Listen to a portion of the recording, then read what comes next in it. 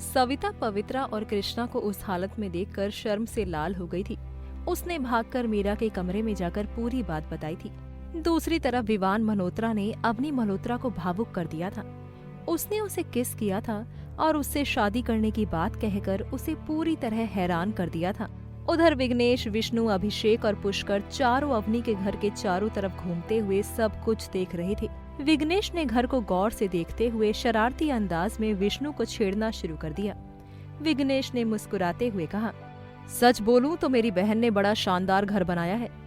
इतनी टैलेंटेड लड़की ने जाकर तुम्हारे भाई से शादी कर ली, यही बात आज तक मेरी समझ में नहीं आई। विष्णु हमेशा की तरह चुप था।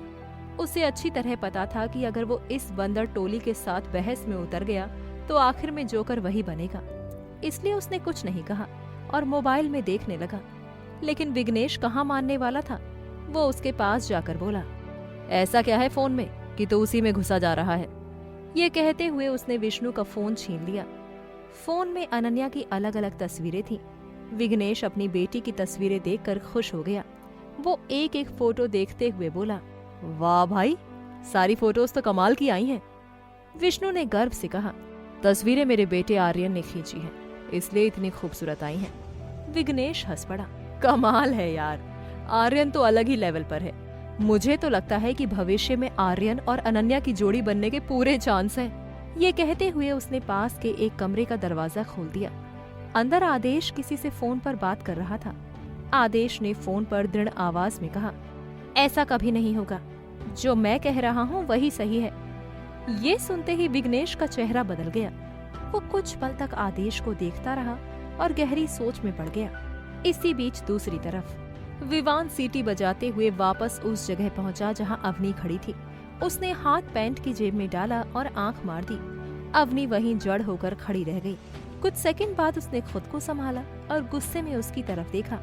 अवनी ने सख्त आवाज में कहा, जरा अपना मुंह बंद रखो विवान। मुझे ऐसा महसूस मत करवाओ कि तुम्हें यहाँ लाकर मैंने कोई गलती कर दी। मैं तुम्हें सिर्फ अपने पीए के तौर पर यहाँ लाई हूँ। इसके अलावा मेरे मन में कोई और इरादा नहीं था। ये बात तुम्हें समझ में आती है या नहीं? लेकिन विवान पर उसकी बातों का कोई असर नहीं हुआ। वो मुस्कुराते हुए बोला, यही तो दिख रहा है मैडम, आपने किसी और इरादे से मुझे नहीं लाया। वैसे भी ज्यादातर कहानियों में पीए ही हीरोइन का पति बन जाता है। अभी मैं आपका पीए हूँ, आगे चलकर पति बन जाऊं तो उसमें गलत क्या है? अवनी सिर्फ दांत पीस कर रह गई। उसे समझ नहीं आ रहा था कि इस आदमी को संभाले कैसे। तभी उस क्लाइंट का असिस्टेंट वहां पहुंच गया। वो मुस्कुराते हुए बोला, greetings madam, how are you? मैं राजेश गुप्ता हूँ, ओनर का सीनियर असिस्टेंट। अवनी ने तुरंत अपने चेहरे से झुंझलाहट हटाई और हल्की मुस्कान के साथ उससे बात करने लगी। राजेश गुप्ता ने कहा, सॉरी मैडम, सर को एक जरूरी कॉल आ गई है, 10 मिनट में यहाँ पहुँच जाएंगे, तब तक प्लीज वेट कीजिए। ये कहकर वो चला गया। अवनी को थोड़ी राहत मिली, लेकिन विवान फिर भी लगातार कुछ न कुछ बोलता ही जा रहा था। आखिरकार अवनी का धैर्य टूट गया। वो गुस्से में बोली, बस भी करो, आखिर तुम्हारी समस्या क्या है? मुझे थोड़ा सोचने दो। ये मेरी कंपनी के लिए बहुत बड़ा प्रोजेक्ट है। लेकिन विवान फिर भी नहीं रुका। उसने मुस्कुरा कर कहा, मैडम, मैंने जो कार में पूछा था उसका जवाब अभी तक नहीं मिला। आपकी खामोशी को मैं हाँ समझूं? अवनी का पारा और चढ़ गया। वो दांत पीसते हुए बोली, अगर मैंने बोलना शुरू कर दिया ना तो तुम्हें अच्छा नहीं लगेगा। कुछ देर चुप रहो। इस बार विवान ने सीधे रणजीत को फोन लगा दिया। उधर रणजीत अभी अभी कमरे में आए थे। फोन देखते ही उन्होंने बड़बड़ाते हुए कॉल उठाया। बोलो बेटा, क्या बात है? तुम जो भी करते हो मुझे पहले से ही शक होने लगता है। विवान ने बिना कोई घुमा फिराब की ये बात सीधी कह दी। मामा, मैं तान्या से शादी करना चाहता हूँ।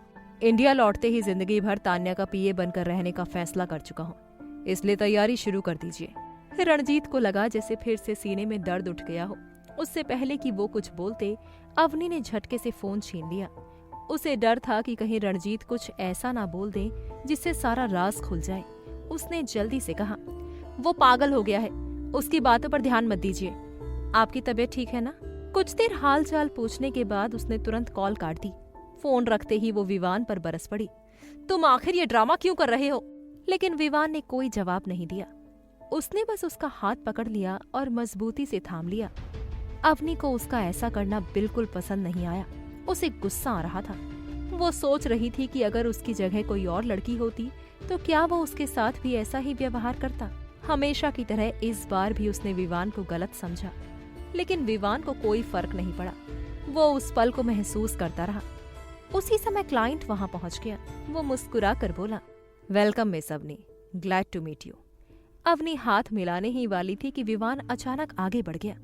उसका पूरा व्यक्तित्व बदल चुका था। उसने हाथ मिलाते हुए कहा, I am Vivaan Malhotra, MD of Malhotra group of companies. Client की आंखें चमक उठी। हो मिस्टर मल्होत्रा, आपके बारे में बहुत सुना है। मेरी बेटी इंडिया में रहती है। उसने आपके कई इंटरव्यूज और मैगजीन कटिंग्स मुझे भेजी हैं। आपसे मिलकर खुशी हुई। इसके बाद बातचीत आगे बढ़ी। क्लाइंट ने एम स्क्वायर कंपनी का जिक्र किया तो अवनी चौंक गई। उसे लगा कि वो खबर सिर्फ अफवाह थी, लेकिन विवान ने साफ शब्दों में कहा, एम स्क्वायर कंपनी मैंने अपनी पत्नी की याद में शुरू की थी।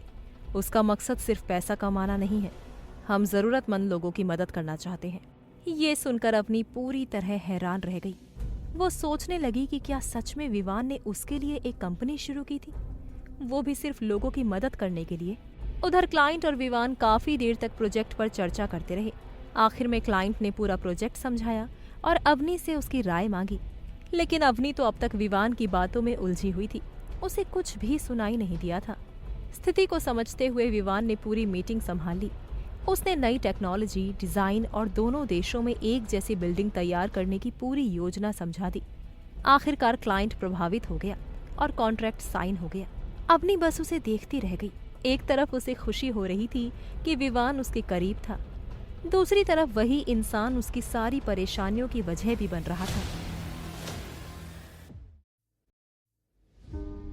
अवनी मल्होत्रा के घर के बाहर विघ्नेश, विष्णु, अभिषेक और पुष्कर अब भी इधर उधर घूमते हुए सब कुछ देख रहे थे। थोड़ी देर पहले ही उन्होंने घर का हर कोना देखा था और अब भी विघ्नेश अपनी बहन की तारीफ करते नहीं थक रहा था। उसी दौरान आर्यन ने छोटी अनन्या की ढेर सारी तस्वीरें विष्णु के मोबाइल पर भेज दी थी। अनन्या कभी मुस्कुरा रही थी, कभी खिलखिला रही थी और कभी अजीब अजीब चेहरे बनाकर कैमरे की तरफ देख रही थी। दूसरी तरफ विवान मल्होत्रा ने तो अवनी को पूरी तरह उलझा दिया था।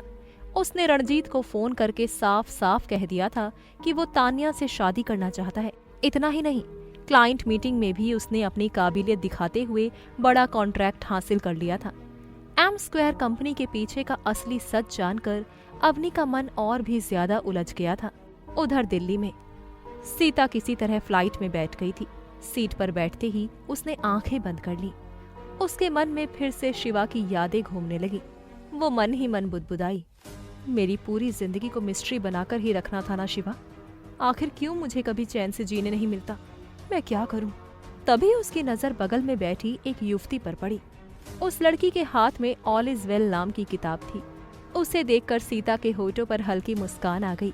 वो मन ही मन बोली, you are too active Shiva. कुछ घंटों बाद फ्लाइट दिल्ली एयरपोर्ट पर उतर गई। एयरपोर्ट के बाहर विनायक जी पहले से उसका इंतजार कर रहे थे। सीता उन्हें देखते ही तेजी से उनके पास पहुंची। उसने मुस्कुरा कर कहा, पापा कैसे हैं आप? आप तो पहले ही आ गए। लगता है मेरी फ्लाइट थोड़ी लेट हो गई थी। विनायक जी ने प्यार से उसका सिर सहलाया, फिर उत्सुकता से पूछा, सीता आर्यन को क्यों नहीं लाई? उसे भी साथ लेकर आ सकती थी ना? सीता ने थकी हुई मुस्कान के साथ जवाब दिया, वो मेरी बात कहाँ सुनता है पापा। वहां जाने के बाद से बस शरारतें ही कर रहा है। मैंने बताया था ना आशिका की बेटी अनन्या के बारे में। उसे छोड़कर आने को तैयार ही नहीं हुआ, इसलिए मैंने भी उसे वहीं रहने दिया। वहाँ सब ठीक है पापा। विनायक जी उसकी बातें बड़े प्यार से सुनते रहे। फिर उन्होंने झिझकते हुए पूछा, तुम्हारे वहाँ आने पर किसी ने कुछ कहा तो नहीं? सीता तुरंत समझ गई कि वो क्या पूछना चाहते हैं। उसने हंसते हुए कहा, ऐसी कोई बात नहीं है। जैसे ही मैंने राजेश्वरी जी को सारी बात बताई, उन्होंने खुद मुझे दिल्ली आने के लिए भेज दिया। और उस पागल को भी सब पता है। शायद मुझसे पहले उसे खबर मिल गई होगी, लेकिन उसने एक बार भी नहीं पूछा कि मैं क्यों जा रही हूँ। बस आराम से जाने और सुरक्षित लौटने के लिए कहा। बिल्कुल पागल है वो। विष्णु के बारे में बोलते हुए उसके चेहरे पर जो गर्व और अपनापन था, उसे विनायक जी ने साफ महसूस किया। उन्हें अच्छी तरह याद था कि सीता कभी किसी के बारे में इस तरह बात नहीं करती थी। कुछ देर बाद दोनों सीधे हेडक्वार्टर की तरफ निकल गए। वहां पहुंचकर सीता एक सैन्य अधिकारी के सामने जाकर खड़ी हो गई। उसने आत्मविश्वास भरी आवाज में कहा, हाय सर, मुझे हेडक्वार्टर से कॉल आया था। I am Sita Sameer Malhotra. अधिकारी ने लिस्ट देखी और फिर सीता को गौर से देखने लगा। तब विनायक जी ने आगे बढ़कर स्थिति समझाई। उन्होंने कहा, मैं शिवा का पिता हूँ। कल आपके यहाँ से कॉल आया था। आपने बताया था कि मेरे बेटी की आखिरी ऑडियो रिकॉर्डिंग उसके दोस्त के पास है। उसी को लेने हम यहाँ आए हैं। अधिकारी ने सिर हिलाया। जी सर, ए ब्लॉक में जाइए, वहां आपको सब मिल जाएगा। दोनों तुरंत वहां की ओर चल पड़े। उसी समय विष्णु ने दिल्ली पहुंचने की पुष्टि करने के लिए विनायक जी को कॉल किया था, लेकिन कॉल काटने की जगह गलती से रिसीव हो गया। फोन के दूसरी तरफ से सीता की आवाज साफ सुनाई थी। I am Sita Sameer Malhotra. बस इतना सुनना था कि विष्णु जैसे किसी और दुनिया में पहुंच गया। उसके चेहरे पर अनजानी मुस्कान फैल गई। उसी समय विघ्नेश आदेश को गोद में उठाए वहां पहुंच गया।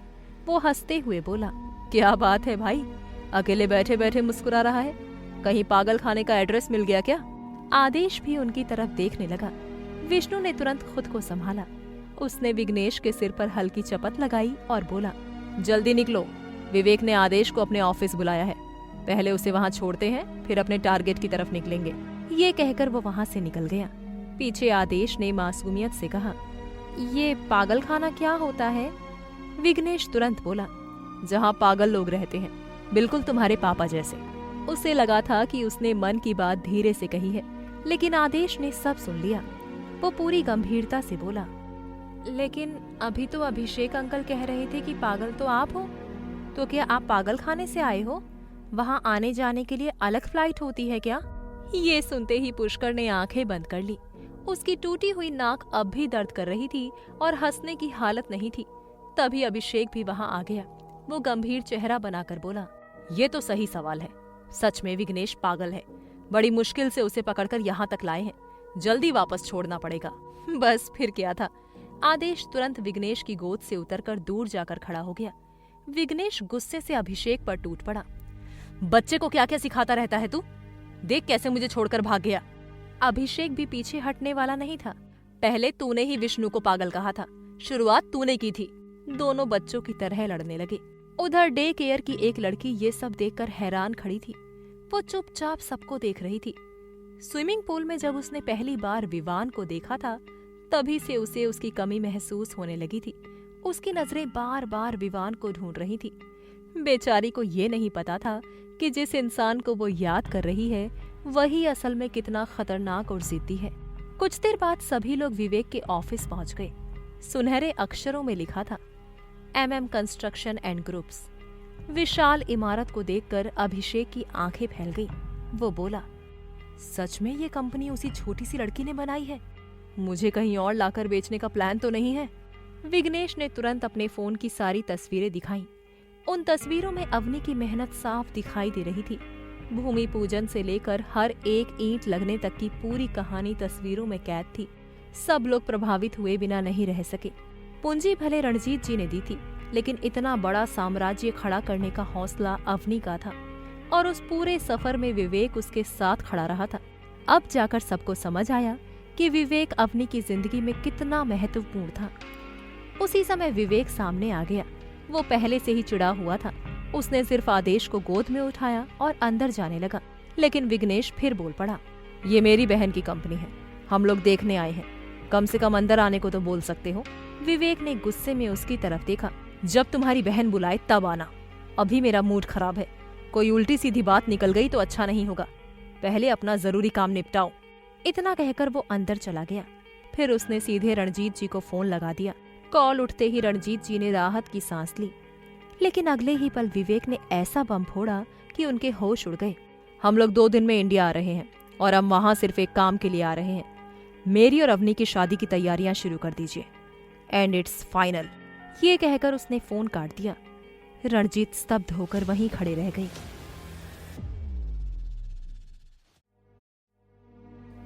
Episode number 181।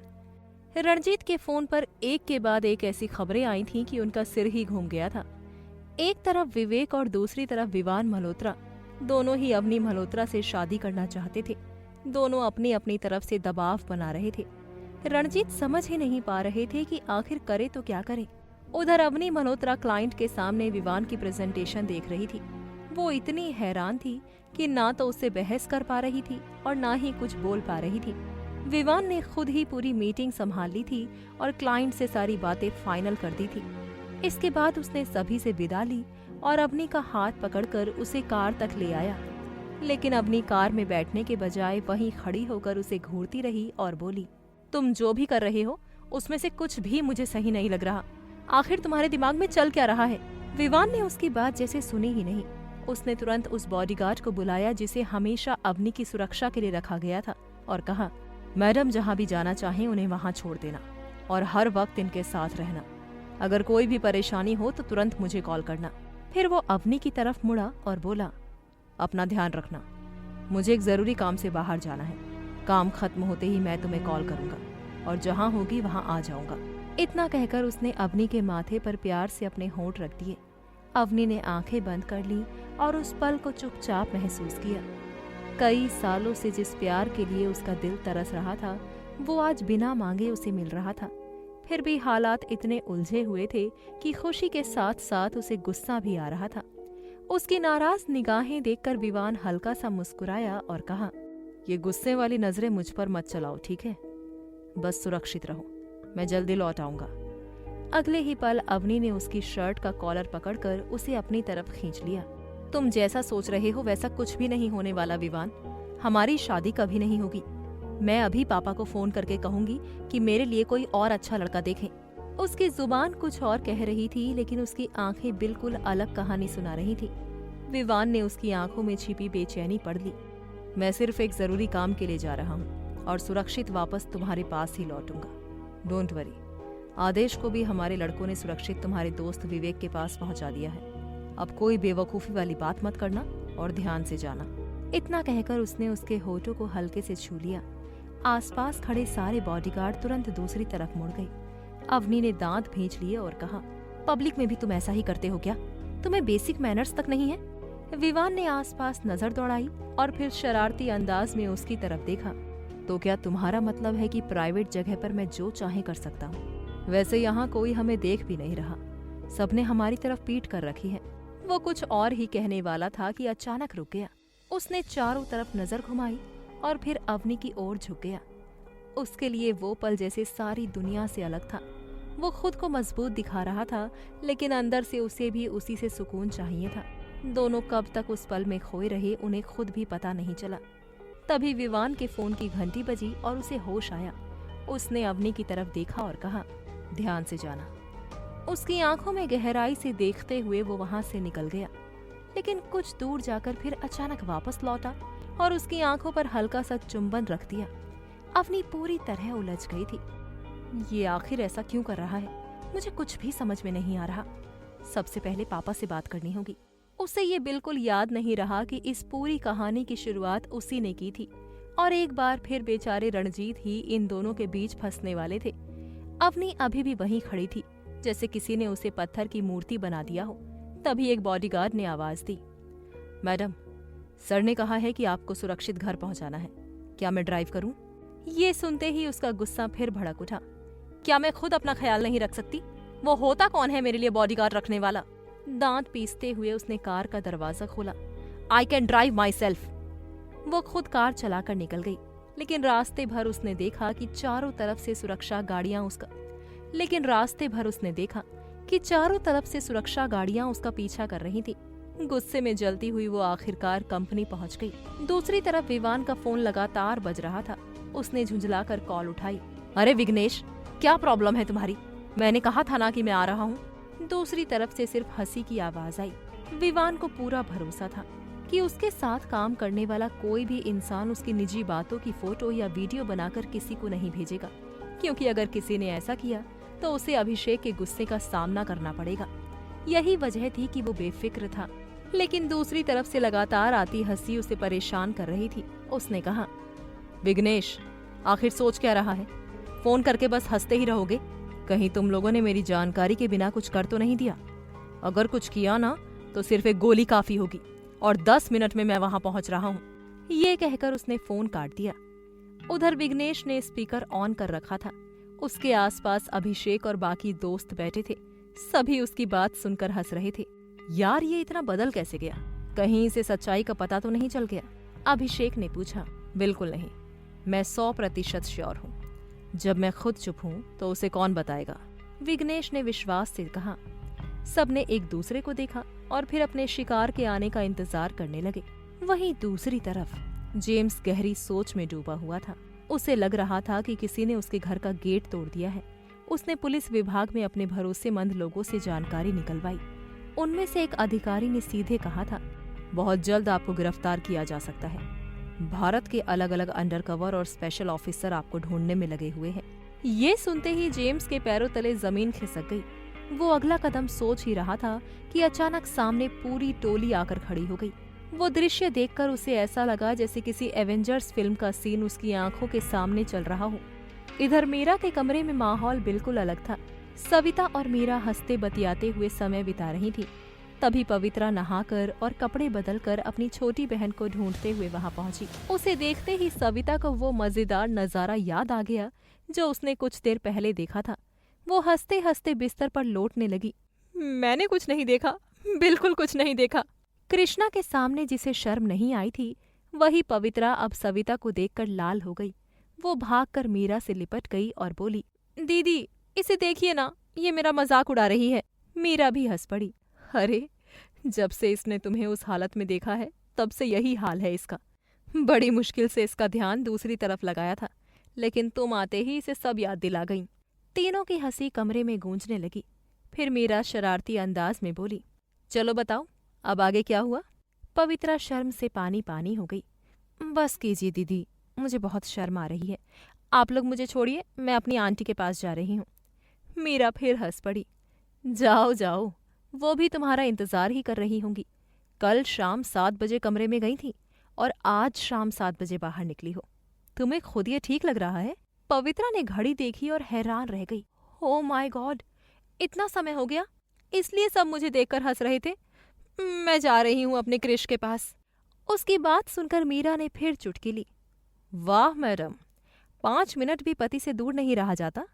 हमारे साथ बात करना टाइम वेस्ट लगता है और अब फिर से उन्हीं के पास जा रही हो। तभी पवित्रा ने सविता की तरफ देखा और कहा, सविता तुम मुझसे बात करोगी या नहीं? तुम और मम्मी तो मुझसे मिलने आए थे ना? सविता ने गहरी सांस ली, फिर अपनी हंसी रोकने की कोशिश की और कहा, हम तुम्हें दावत के लिए बुलाने आए थे। हम तो 3 टाइम खाना खाकर भी फ्री हो गए, लेकिन तुम अब कमरे से बाहर निकली हो। अच्छा छोड़ो, बताओ मेरे मामा कहाँ हैं? पवित्रा ने शर्माते हुए सिर झुका लिया। कमरे में फिर एक बार जोरदार ठहाका गूंज उठा, लेकिन दूसरी तरफ हालात लगातार खतरनाक होते जा रहे थे।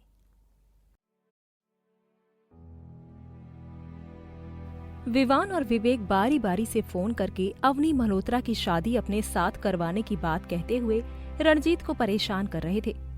उधर जब सविता ने कृष्णा के बारे में पूछताछ की तो पवित्रा ने असहज होकर कहा, मैं वो बात अपने मुंह से कैसे कहूँ? प्लीज उस टॉपिक को छोड़ दो। तुमने डिनर के लिए बुलाया था ना? बस ये बता दो कब आना है, हम खुद ही निकल आएंगे। ये सुनते ही सविता तुरंत पलट कर खड़ी हो गई और बोली, ओह, तो तुम्हारा मतलब है कि हम तुम्हारे ससुराल में नहीं रुके, इसलिए मुझे अभी जाने के लिए बोल रही हो, ऐसा ही है ना? तभी वहां आती हुई राजेश्वरी जी ने उनकी पूरी बात सुन ली। वो पुराने जमाने की सख्त सास की तरह बोली, तुम्हें किसने जाने के लिए कहा है सविता? तुम यहीं रहो। अगर इन्हें अकेले रहना है तो दोनों पति पत्नी बीच हाउस चले जाएं और अपनी मर्जी से रहें। कोई उनसे सवाल नहीं करेगा। पता नहीं इस घर को घर समझते हैं या कुछ और। पवित्रा उनकी बात सुनकर बेचारेपन से उन्हें देखती रह गई। उसे समझ ही नहीं आया कि आखिर अचानक हुआ क्या था। इधर कंपनी पहुंचते ही अवनी की नजर विवेक पर पड़ी। वो गुस्से में अपनी कुर्सी पर बैठा हुआ था। उसे देखते ही अवनी को याद आया कि वो घर से ये कहकर निकला था कि कंपनी में कोई बड़ी समस्या हो गई है। अवनी ने जल्दी से पूछा, क्या हुआ विवेक? प्रॉब्लम सॉल्व हो गई? तुम तो घर पर थे ना, फिर तुम्हें यहाँ क्यों लाना पड़ा? क्या वहाँ बहुत हंगामा किया था? लेकिन विवेक बिना कुछ बोले सिर्फ उसे घूरता रहा। अवनी ने फिर पूछा, ऐसे क्या देख रही हो? कोई और परेशानी हो गई क्या? विवेक ने झुंझला कर कहा, तुम खुद इंडिया से एक बहुत बड़ी परेशानी को यहाँ लेकर आई हो, वही सारी मुसीबतों की जड़ है। अवनी उसकी बात समझ नहीं पाई। विवेक ने गहरी सांस लेकर कहा, उसे बिल्कुल पसंद नहीं आया कि मैं तुम्हारे साथ रहूं। इसलिए उसने प्लान बनाकर हमारे ही वर्कर्स को हमारे खिलाफ स्ट्राइक करने के लिए उकसा दिया। मैं जाकर उनसे बात करके किसी तरह मामला संभाल पाया। अभी जाकर सारी प्रॉब्लम खत्म हुई है। ये सुनकर अवनी का गुस्सा भी विवान पर बढ़ गया। वो नाराज होकर बोली, अब मुझसे नहीं होता। उसकी ये टॉर्चर करने की आदत बर्दाश्त से बाहर हो गई है। अब इसके खिलाफ कुछ ना कुछ एक्शन लेना ही पड़ेगा। लेकिन विवेक ने उसकी बात को नजरअंदाज कर दिया। उसने पूछा, ये सब छोड़ो, आज क्लाइंट के पास क्या हुआ? बिना प्रेजेंटेशन तैयार किए क्यों चली गई थी? आखिर हुआ क्या था? अवनी जानती थी कि पूरी बात सुनकर विवेक जरूर गुस्सा करेगा, इसलिए उसने आधी बात छिपाते हुए बाकी सब बता दिया। फिर भी विवेक नाराज हो गया। वो बोला, वो सब कुछ प्रेजेंट कैसे कर सकता है? क्या उसे लगता है कि हम किसी काम के नहीं हैं? क्या उसे ये नहीं पता कि उसकी मदद के बिना भी हम इतनी बड़ी कंपनी चला रहे हैं? उसने गुस्से में आगे कहा, उसे अभी भी अपना मेल ईगो ही सबसे बड़ा दिखता है। पता नहीं खुद को क्या समझता है। अवनी ने धीरे से कहा, इस बार उसने कुछ गलत नहीं किया। सच कहूं तो मैं ही बीच में रुक गई थी। मैं पूरी तरह ब्लैंक हो गई थी। उसने सिर्फ मेरी मदद की थी। ऐसे समझ लो जैसे मेरा पीए बनकर सपोर्ट कर रहा था। ये सुनते ही विवेक और चिढ़ गया। वो बोला, तुम मेरी अवनी नहीं रही, तुम तो उसकी पत्नी की तरह उसका साथ दे रही हो। विवेक आगे भी बहुत कुछ कहता रहा, लेकिन अवनी का ध्यान सिर्फ एक शब्द पर अटक गया था, पत्नी। उस एक शब्द ने उसके दिल में अजीब सी गर्माहट भर दी थी। वो कुछ पलों के लिए बिल्कुल मूर्ति की तरह खड़ी रह गई। उस एहसास को वो चाहकर भी ठुकरा नहीं पा रही थी। उसी समय रणजीत का फोन आया और दोनों की चुप्पी टूट गई। रणजीत ने फोन कर चिंता से पूछा, सब ठीक है ना बेटा? कोई परेशानी तो नहीं है? उन्हें डर था कि एक पूरा पागल और एक आधा पागल मिलकर कहीं अवनी को परेशान तो नहीं कर रहे। अवनी ने हैरानी से कहा, मुझे क्या परेशानी होगी, मैं बिल्कुल ठीक हूँ। लेकिन उस पागल ने कुछ कहा क्या? रणजीत कुछ पल चुप रहे। उन्हें समझ नहीं आया कि वो किस पागल की बात कर रही थी। अवनी ने चिढ़कर कहा, फोन करके चुप रहने के लिए ही कॉल किया था क्या? रणजीत बेचारेपन से बोले, मुझे समझ नहीं आया कि तुम किस पागल की बात कर रही हो, इसलिए सोच रहा था। अवनी को हंसी तो आई, लेकिन उसने खुद को संभाल लिया। फिर बोली, जिस बड़े बंदर को आपने पाल कर रखा है उसी की बात कर रही हूँ। रणजीत ने तुरंत कहा, उस बंदर ने तो तुम्हारा हाथ मांग लिया है और बाकी बंदर भी जेल से छूटे कैदियों की तरह यहाँ पहुंच गए हैं। तुम्हारे पास जो एक पागल बैठा है ना, उसी की बात कर रहा हूँ। उसने भी फोन करके कहा कि तुम्हारी और उसकी शादी करवा दूं। उन्होंने दुखी होकर आगे कहा, कह रहा है कि 2 दिन में तुम लोग वापस आ जाओगे, फिर तुम्हारी शादी की तैयारी शुरू कर दूं। ऊपर से मुझे धमका भी रहा था। अब तुम ही बताओ मैं क्या करूं? ये सुनते ही अवनी का चेहरा गुस्से से लाल हो गया। उसने बिना जवाब दिए फोन काट दिया और सामने बैठे विवेक को घूरने लगी। विवेक समझ गया था कि खबर उस तक पहुंच चुकी है, फिर भी वो बिना डरे शान से बैठा रहा। अगले ही पल अवनी ने पास रखी झाड़ू उठाई और उसकी पिटाई शुरू कर दी। वो गुस्से में बोली, तुम अपने आप को समझते क्या हो? अगर मजाक में बोलते तो भी ठीक था, लेकिन तुम सच में जाकर उनसे बात कराए? तुम्हारे पास दिमाग नाम की चीज है भी या नहीं? मैंने तुम्हें अपना दोस्त बताकर कितनी मुश्किल से यहाँ तक पहुंचाया था। वो लगातार उसे मारते हुए बोली, हम दोनों को पढ़ाने वाले वही थे और तुम उन्हीं के पास जाकर उनकी बेटी का हाथ मांगाए? तुम्हें खुद ये बात सही लगती है? आदेश चुपचाप ये सब देख रहा था, बल्कि यूं कहें कि वो हर चीज को बड़ी बारीकी से अपने मन में दर्ज कर रहा था। किसी को अंदाजा भी नहीं था कि यही आदत आगे चलकर उसके स्वभाव का हिस्सा बनने वाली थी। उधर विवेक मार खाते खाते बोला, अब क्या गलत कहा मैंने? क्या दोस्त कभी एक दूसरे से प्यार नहीं कर सकते? अवनी ने तुरंत उसके मुंह पर हाथ रख दिया। वो गुस्से में बोली, गलत मत बोलो।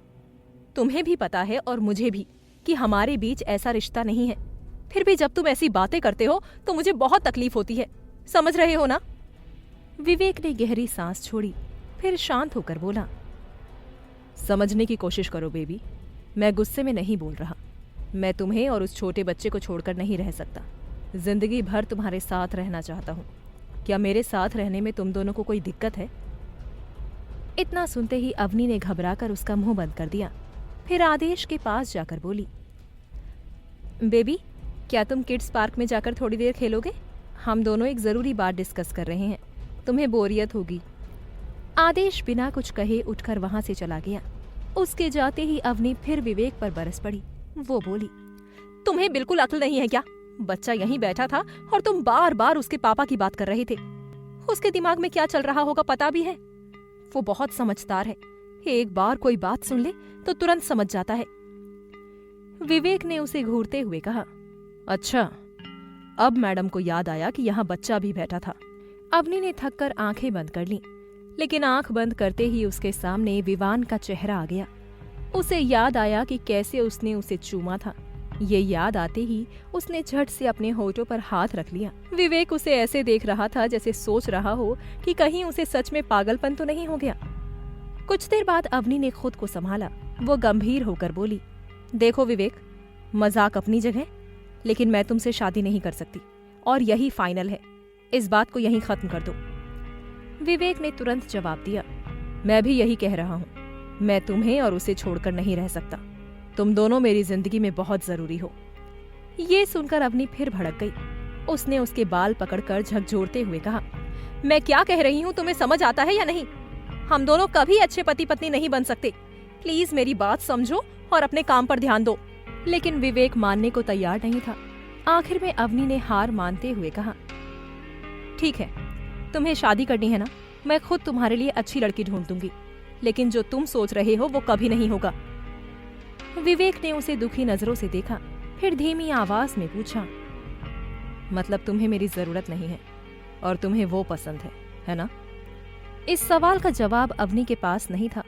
वो जानती थी कि अगर वो उसे छोड़कर चली गई तो उसके लिए कोई नहीं बचेगा। आखिरकार उसने भारी मन से कहा, ठीक है, अगर इसी में तुम्हारी खुशी है तो मैं अपनी खुशी छोड़ दूंगी अपने दोस्त के लिए, लेकिन तुम मेरे गले में मंगलसूत्र नहीं बांधोगे। हम दोनों जिंदगी भर सिर्फ दोस्त रहेंगे, चाहे दुनिया जो समझे, मुझे उसकी परवाह नहीं है। इतना कहते कहते उसकी आंखों में आंसू की एक बूंद चमक उठी।